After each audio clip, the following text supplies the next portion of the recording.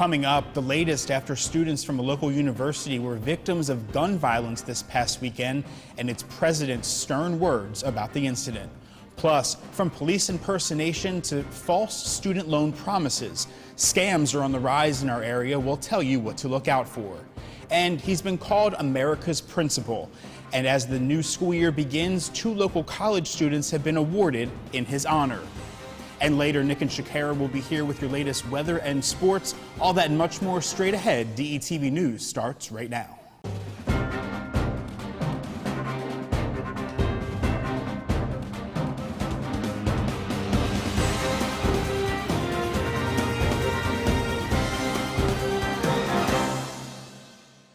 An incident at Delaware State University has left many students and parents concerned. Hello and welcome to DETV News. I'm Matt Ford.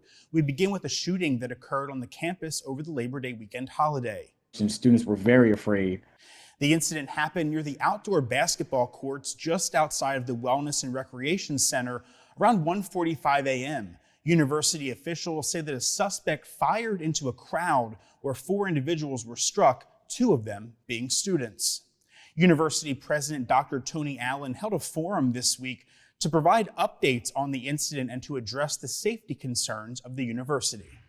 I am disgusted with the incident itself, recognizing that these were out-of-campus violators that got onto our campus. A lot of students weren't really expecting to come onto campus and for anything like this to ever happen. I will say that it was a very dark period for the university, and it has been very quiet ever since as far as like student engagement. Although Allen did not go into detail, he says that students are doing much better. He did not give any additional detail about the condition of the other 2 that were hospitalized from the incident. As for the investigation, university police have not yet identified the suspects, but asked students and the public who may have information to contact the university's anonymous tip line seen on your screen below. And new information tonight about the incident at last week's DMA versus Howard football game at Abasino Stadium that led to the game being suspended. Police are now saying they have had no reports of shots fired in connection to a panic at the game. Waves of fans streamed out of the bleachers, although the cause of the panic has yet to be determined. Police say they have no evidence that there was a weapon in the crowd and have not received any information to say otherwise. No weapon was observed by officers working at the event. The game was suspended in the 3rd quarter. The crowd reaction led to cheerleaders ducking, football players running out of the stadium. There has not been an announcement of a continuation date of the game. And 8 people are in emergency shelters after a 2-alarm fire damaged 3 Pike Creek townhomes. This happened early Monday morning. Fire crews were dispatched to the 100 block of Chad Road in the Drummond Hill townhouses just before 4 a.m. Flames were shooting through the roof of the house and were spreading to the adjoining home when crews arrived. All 8 occupants, 4 adults and 4 children, were able to get out safely. The state fire marshal's office said damage is estimated to be about $300,000. Investigators are working to determine the fire's cause. And another fire is under investigation after fire units were dispatched to West 23rd Street for a house fire. Upon arrival, heavy fire was found in the rear of the structure. No civilians were found inside. 1 firefighter was transported to Wilmington Hospital for medical evaluation, but was later released. In other news, a Maryland woman who was found guilty after stealing hundreds of thousands from her Newark medical practice employer has avoided jail time, but it's not coming without penalty. 44-year-old Kimberly Spallange was found guilty of wire fraud in late 2021 after stealing more than $250,000 from All About Women. It's an OBGYN medical practice located on the campus of Christiana Care Hospital. The woman was the office manager and later served as the company's director for 8 years. United States Attorney David Weiss released a statement announcing that she was recently sentenced to 24 months of probation, 6 months of home confinement, and she must complete 250 hours of community service. She has also been ordered to repay the victims of the practice $138,000 in restitution for the 6-year scheme. Weiss also recently announced that a Wilmington woman has been sentenced for wire fraud and money laundering for COVID relief funds after the passage of the CARES Act in 2020. 41-year-old Anna Soto submitted 17 fraudulent loan applications through the small business loans programs that she applied for up to $746,000, but obtained $246,000. Soto has been sentenced to 31 months in prison. Unwanted spam calls have been an issue for many all over the country, but Delaware State Police are issuing a warning to be on the lookout for callers that are pretending to be police officers. Police say that scammers are using caller ID spoofing to act as police department members. Delaware State Police are investigating multiple incidents in which victims receive calls from individuals posing as troopers, telling them to pay for warrants and or owed bail money. To avoid becoming victim to a spoofing scam, officials ask that you follow these following tips. First, don't answer calls from unknown numbers. Never give out any sensitive data. If a caller claims to be with a legitimate company, call back using the phone number verified on their website. And if you are immediately pressured for information, you are not obligated to answer any questions. As a reminder, state police will never ask for payment for fines, traffic tickets, or bail over the phone. For more information, you can visit the Delaware State Police website on your screen. And coming up after the break, a popular convenience store is giving educators a special treat for the month of September. This, along with Shakara Denise with weather, she's coming up right after the break. Stay with us. Oh, yeah, I'm excited. Storman's Classic Hall of Fame inductees have just reached here. We're going to induct 100 people, and all the conversation around the state is going to come to a halt because we're going to induct 100 guys and girls on September the 29th at the Chase Center at 6 p.m. Be there. Also, most of these folks participated in Storman's Turkey Drive. It always happens the Tuesday before Thanksgiving. Be there, Storman's Classic 100 Basketball Hall of Fame. I'm ready. Woo! Let DART do the driving. DART First State provides transportation that is clean, safe, reliable, and affordable. Plan your trip and get real-time bus information with the free DART Transit app. Scan your phone to pay your fare with the free DART Pass app. So what are you waiting for? Try transit today. Visit dartfirststate.com or call 1-800-652-DART. Welcome back to DETV News. Well, we've had a pretty gloomy weather these past couple of days. Summer is definitely coming to an end, but let's find out if we'll have some brighter weather this weekend. Hey, Shakara, how's it looking? Hey, Matt. The weather will be a bit brighter than it was throughout the week, but don't expect sunshine for the entire course of the weekend. On Feel Good Friday, it'll be a perfect day with beautiful sunny skies and a high of 84 degrees. Now on Saturday, it'll be partly cloudy with a high of 83 degrees. And on Sunday, wrapping up the weekend, we're back to gloom with cloudy skies throughout the day and highs of 80 degrees with some rain showers in the evening. Now, overall, it won't be the hot weather that we've become accustomed to this summer, but hopefully that won't stop you from enjoying some of the events happening this weekend in Newcastle County. The 26th Annual African American Family Festival and Taste of Africa is back this weekend. The event will take place this Saturday, September 10th, from noon to 7 p.m. at Kirkwood Park in Wilmington. Come out to see lots of local artists, African drumming, spoken word, food, and so much more. Pedal cars, bean bags, soccer balls, hula hoops, and laundry baskets will all be a part of the action during the free Brandywine YMCA Family Field Day. This Saturday's Field Day will be held from 10 a.m. to noon on the sprawling grounds of the Handy Outdoor Center located at 35 Chestnut Street in North Wilmington. You don't want to miss this morning of fun. Lastly, save the date for the 3rd Annual 17th District Day, hosted by State Representative Melissa Mimi Minor Brown. The Health, Wellness, and Resource Fair is a free community event that will be held at William Penn High School in Newcastle. The family-friendly fun event features health screenings, back-to-school book bag giveaways, a DJ, games, food trucks, and so much more. I'm Shakara Denise, and this has been your 3-day weekend weather forecast. Back to you, Matt. Shakara, thanks so much. And speaking of events, now is the time to submit your nominations for the 18th Annual Wilmington Awards and the Access Wilmington Awards. The City of Wilmington is soliciting nominations for the two separate events that honor citizens for their outstanding service to the community. The awards ceremony will be held on Thursday, October 13th. The deadline for nominations is next Friday, September 16th. And in other news, Senators Carper and Coons announced $8 million in new funding for the University of Delaware's National Institute for Innovation and Manufacturing Biopharmaceuticals headquarters. Today, the $8 million that we were reviewing how it will be spent here is a key part of buying new equipment, building out lab space, and designing what will go into the so-called Field of Dreams immediately next door.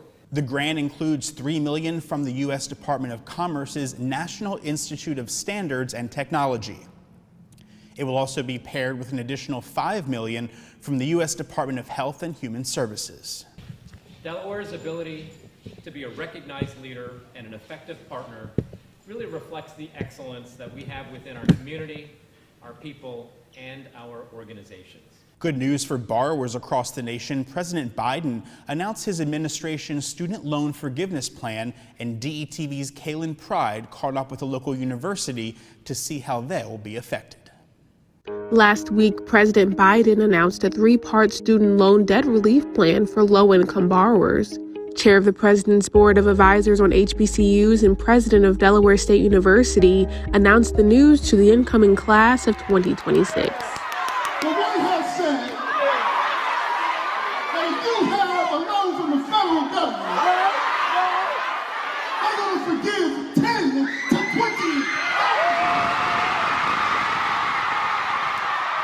The debt relief plan is expected to help 43 million with federal student loans who make less than $125,000 per year, a great majority being recent college graduates. Not only do I have loans, but my parents have loans for me, in addition to having a sister who has federal student loans. So it's definitely a big help for my family in just paying those loans back, or being able to pay those loans back. With the cost of attending college skyrocketing, the president notes that the average Black borrower will see his or her balance cut nearly in half. Equity and equal are not the same thing. And the fact that it goes to populations that need it the most, and that population is upwards of 43 million Americans, regardless of where you come from or what you look like, I think makes it very equitable. In terms of how the plan will directly affect Delaware State University, we believe that upwards of 2/3, so about 67% of our population will be affected directly. It's a relief to know that I still have a little bit more time to find employment before I have to pay back my loans, in addition to other responsibilities that I have to take care of. So it's definitely a tremendous help for a recent graduate. when it comes to HBCUs, Dr. Allen says that 1.1 million HBCU alum will receive upward of $15 billion in debt relief. Now, the application isn't available yet, but you can sign up at studentaid.gov/debt relief to be notified when the application will be available. At Delaware State University's Riverfront Building in Wilmington, Delaware, I'm Kaylin Pride. Now, when it comes to student loan forgiveness, officials are also warning consumers to be on the lookout for scams. The warning comes from the Federal Trade Commission. The Better Business Bureau said scammers may use Biden's forgiveness plan to defraud borrowers looking for eligibility information. To protect yourself, the BBB has these following tips. First, know the ins and outs of your student loan. Know the terms and don't fall for a scammer who promises benefits that the government or your student loan provider hasn't already provided. Second, do your research. Look up the lender or company reaching out to you to find out if there's a scam artist on the other end. And lastly, look twice before you click. The BBB said some imposters often create look-alike government websites, and borrowers are urged to keep this in mind. There's nothing a student loan debt relief company can do for you that you can't do for free with the help of your student loan servicer. A list of all approved Department of Education partners can be found at studentaid.gov/manage loans. Heading to New Jersey via the Delaware Memorial Bridge, well, prepare for some big delays. A three-phase, multi-year major construction project to completely rebuild the driving surface of the bridge began this week. which will inevitably mean traffic backups for drivers. In phase 1 of the project, 2 lanes of the Delaware side of the bridge will be closed to traffic, with a 3rd lane being shut down overnight. Now, Delaware River and Bay Authority says the initial work will run Monday through Thursday evenings. The work on phase 1 is expected to run right up to the Thanksgiving holiday. And when we come back, teachers and school staff can score free coffee all month long at Wawa. How you can get yours. Plus, as the summer comes to a close, you may be looking for something to do on Sundays. Well, we've got you covered. Stay with us. You're watching DETV News. The most common question people ask me is, why am I not playing professionally? I had a very successful high school career. I was Gatorade Player of the Year 3 times, 2-time state champion. But what people don't know is that I also had 2 other knee surgeries in my sophomore and junior season. People always ask me, do you wish you could take back your injuries? But I'm actually glad that I got hurt. After those injuries, I turned into a totally different player. Things just started to go up from there. One day I got a call from Trevor Cooney at the 76ers Fieldhouse, and he reached out to me and asked if I wanted to use the facility for my training. All of the pieces started coming together, and before you know it, Han Hoops was now running in a beautiful multi-million-dollar facility. Business was booming. My ultimate goal when building this was just to really make kids happy and get them invested into committing to basketball. It's important that I make sure I open these doors for all of my kids, while at the same time showing them the amount of endless possibilities that can come from working hard, giving 110%, and to never fear adversity. My ultimate goal is to get all my kids to the D1 level, the same stage that I was able to play at. In 2 to 3 years, you're gonna hear a lot of big names, and a lot of kids' lives are going to be changed. That's what we do at Han Hoops. Come join us.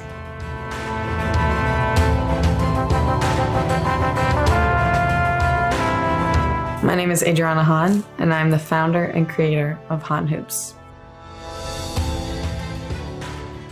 Welcome back. This year, the city of Wilmington lost a pivotal figure, and Delaware State University has named scholars in his honor. Education majors Jaron Hunt Fletcher and Jaden Rivera have been named as the first Dr. Terence Newton Scholars. The scholarship was established to honor the life and legacy of the Delaware State alumnus. Known as the beloved principal of Warner Elementary School, Dr. Newton received national recognition for his service and dedication to his young students at Warner.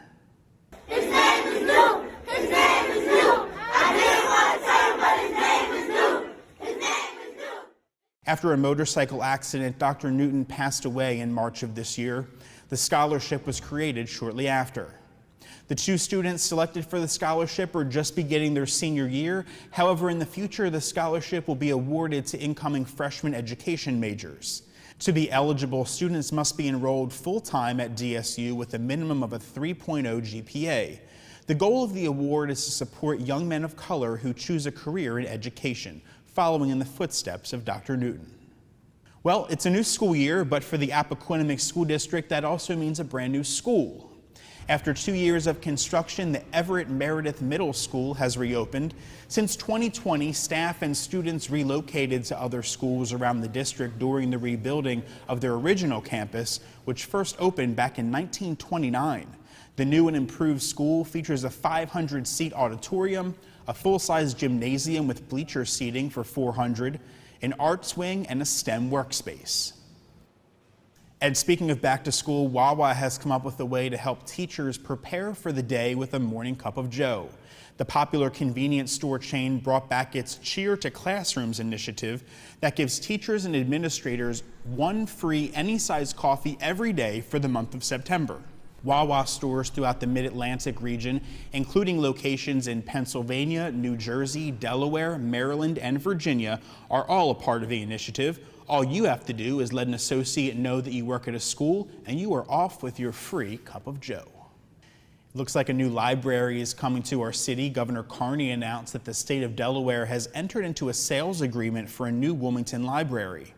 The library will be located on North Market Street, where the current site is a vintage Saab dealership. $22 million from the American Rescue Plan Act will be used for the construction of the new library. And speaking of libraries, Newcastle County library hours have now been expanded to Sundays. The Appoquinimink, Bear, Brandywine 100, Hockessin, Kirkwood, Newark Route 9, and Woodlawn libraries will resume Sunday hours and will be open from 1 to 5 p.m. When we come back, Nick Alessandrini is here with your sports headlines, including your new high school football rankings, plus a solution for the AI football players who couldn't take to the field this season. Stay with us. Sports is up next. As soon as I got here, I just felt the warm embrace of the community, man. Like, what y'all got going on is wonderful. And no wonder y'all called the work group, because y'all putting that work in. For real, seriously, y'all getting the work done. We are committed to creating the best Riverside we can with the community, for the community.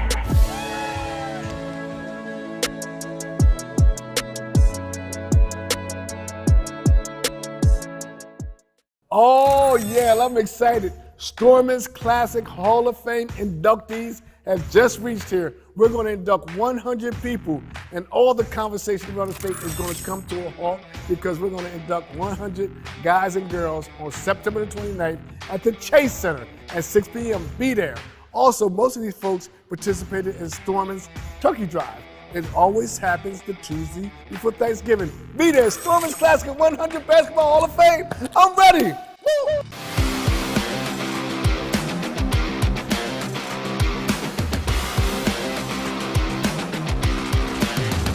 We are officially underway with fall sports here in Delaware. High school week 0 is in the books. We're now on to week number 1. The Delaware Blue Hens, they open up the Ryan Carty era with a huge win on the road, and Rod Milstead and his DSU Hornets start their year off with a shutout win over Lincoln. And of course, the NFL is back, and the Eagles kick off their season this Sunday in Detroit. A lot to get into. So let's take a look at the new Delaware Live Sports high school football rankings as we head into week number 1. We'll start with Class 1A, where it starts with the 1-0 defending state champion Laurel Bulldogs. At number 2, it's St. E's. Number 3, Indian River. Number 4, Seaford, up a few spots with their win over Colonel Richardson last week. Number 5, Tatnall. Number 6, Odessa. And number 7, Wilmington Charter. In Class 2A, number 1 remains the Archmere Hawks, who are not in action in week 0. Number 2, St. Mark's, moving up a few spots with a big win over Appoquinimink. Number 3, Howard, really looks good from what we got to see out of them last Friday night. Number 4, Friends. DMA falls to number 5. Number 6, Delmar. And number 7, Woodbridge. In Class 3A, Middletown still sits at number 1 after a tough loss to the Mid-Atlantic powerhouse St. John's College High School. Number 2 is Smyrna. Number 3, Sussex Central. They're 1-0 with a win over William Penn last week. St. George's comes in at number 4. Dover at number 5. They drop a close one to Arundel. Number 6, Sally's, and number 7, Cape. Those two played each other last Thursday. Sally's getting the win there. So a couple teams, most teams not in action in week 0, but a few teams getting some action there as we head into week 1. A big storyline, though, coming into the high school football year was AI DuPont having to cancel their season due to a lack of players. Last year, AI went 2-5 and finished the season with just 21 players on the roster. That number dipped this past summer when the Tigers began preparing for the upcoming year, with reports from the school detailing less than double-digit players at practice. The school made a decision to forfeit the varsity schedule and focus on a JV season, but now a solution has been found. Those AI DuPont players will be given the opportunity to play, but for McCain High School this season. The DIAA has already approved the interim waivers, and the full board met Thursday to approve each waiver. That's great news for the players at AI DuPont who will be able to have a varsity football year this season. So games to look out for this week. It all starts with St. Mark's and Red Lion. Red Lion travels down. That game came down to the final play last season. You can join Glenn Frazier and Pat Garianis, as that one should be a great one Friday night at 7 p.m. Also, Sally's and Sussex Central, a battle of top 7 teams in Class 3A. Betty Mitchell's going to bring that one to you Friday at 7. And then I will have a Saturday matinee for you as Mount Pleasant welcomes the Lake Forest Spartans Saturday morning at 10:30 a.m. You can catch all those live on Delaware Live Sports YouTube. And you heard me tease it earlier, the Delaware Blue Hens open up both the 2022 season and the Ryan Carty era with their first FBS win since 2007. The Hens traveled to Annapolis on Saturday to take on Navy and left with a 14-7 win. A fantastic showing for the Hen defense and Nolan Henderson, who returned from injury this season and tossed 2 touchdowns in the victory. The win jumped the Hens from number 19 to number 10 in the FCS rankings. Del State also started their season off on the right foot with a 34-0 shutout win over Lincoln in their opener. So the table is set. The Route 1 rivalry is back this Saturday at Delaware Stadium. The Hornets will make the trip north to Newark to take on Delaware for the 11th time. It should be a packed house. There will be fireworks following the game. So if you can make it, make sure you go check it out. And if you can't, you can tune into the home for UD football, 94.7 WDSD. Kickoff is set for 6 o'clock p.m. And it's almost that time for the return of Eagles football. The Birds are set to get their season started on the road in Detroit on Sunday, and it is a sold-out affair. The Lions announced Wednesday that for the first time since 2013, there is standing room only in Detroit for a non-Thanksgiving game. The Hard Knocks and Dan Campbell effect maybe.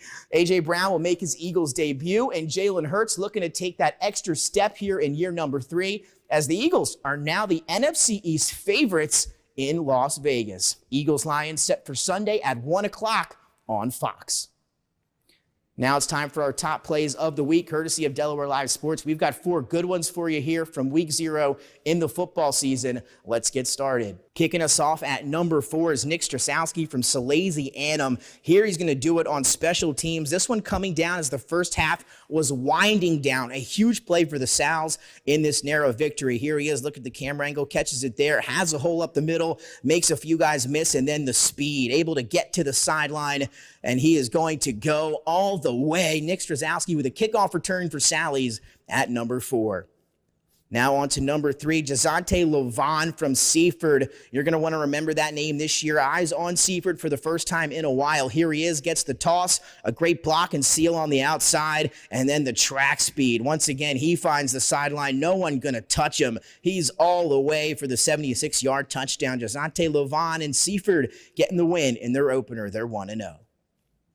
On to number 2, McKevis Rogers to Giovanni Ramirez, 76-yard touchdown pass. McKevis Rogers with a heck of an opener for McCain. He did it through the air on the ground, drops this one in the bucket. Ramirez catches it at the 35, and he is gone. Breaks a tackle into the end zone. McCain with the big win in the shootout there at number 2. Now it's Mark Moore to Ryan White Taylor as your top play of the week. Moore here at quarterback, empty for William Penn. And this is what that William Penn offense can do this year. They're going to be a little scary. Over the top, makes the catch at the 40. 3 Golden Knights behind him, but he is going to track speed into the end zone for the touchdown. Your top play of the week this week coming from the William Penn Colonials.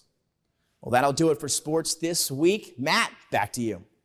Nick, thank you. We're going to take a quick break, but when we come back, we have our eye on the arts, from plays and musicals to outdoor festivals. You want to stick around to hear what's happening all month long. Stay with us. Let DART do the driving. DART First State provides transportation that is clean, safe, reliable, and affordable. Plan your trip and get real-time bus information with the free DART Transit app. Scan your phone to pay your fare with the free DART Pass app. So what are you waiting for? Try transit today. Visit dartfirststate.com or call 1-800-652-DART. It was a monumental event in the history of animal welfare here in Delaware as the Delaware Humane Association and Delaware SPCA became one. The 2 organizations publicly announced their new name and logo as a result of the merger. We know that we want to better serve the people and the animals of our community, and that we've learned that larger, stronger organizations are the future in animal welfare. Taking a look at the arts now, one of the longest running plays on Broadway is making its way to the first state. Newark's Chapel Street Players opens its 88th season next week with the comedy thriller Deathtrap. Deathtrap holds the record for being the longest running comedy thriller on Broadway and was nominated for 4 Tony Awards, including Best Play. It was also adapted into a film starring Michael Caine and Christopher Reeve. For tickets and more information, visit chapelstreetplayers.org. The show runs from September 16th through the 24th. Speaking of Broadway shows, the SpongeBob Musical comes to Delaware next weekend at the Griffin Theater in Bear. The Tony-nominated show is being put on by local actors from our area. The stakes are higher than ever in this dynamic stage musical as SpongeBob and crew face the total annihilation of their undersea world. Chaos erupts, and just when all hope seems lost, the most unexpected hero rises up and takes center stage. The SpongeBob Musical is, of course, based on the beloved animated series. For more information, head to griffintheater.org. And happening this weekend, the Brandywine Festival of the Arts is back. The annual festival is held here in Wilmington and features hundreds of artists exhibiting one-of-a-kind art. The festival is a Delaware tradition spanning over half a century. The Brandywine Festival of the Arts attracts participants from across the United States and ranks in the top 100 shows in the country. Each year, thousands flock to Brandywine Park's Josephine Gardens for an end-of-summer celebration. The BFA has exhibits from over 200 artists, live music performances, children's activities, and a selection of local food vendors, including beer and wine. Sounds good. For more information, head to brandywinearts.com. Well, that's going to do it for this edition of DETV News. Be sure to follow us across our social media platforms and check out our website. That's detvch.com. With DETV News, I'm Matt Ford. Stay well, and we'll see you next time.